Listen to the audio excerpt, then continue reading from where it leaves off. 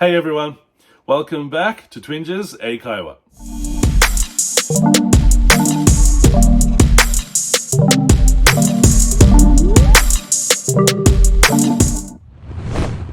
皆さん、こんにちは。Twinges 英会話です。Welcome back。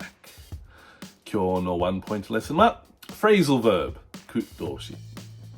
で、今日の Phrasal Verb は to show off。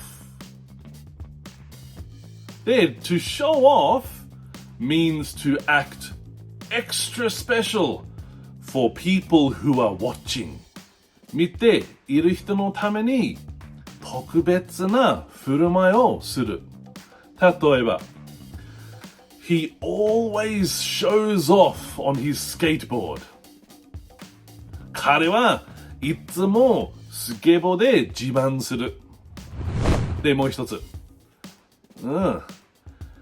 You're a bit of a show-off。あなたはちょっと見せ場らかしていますよ。で、最後もう一つ。Stop showing off all the time。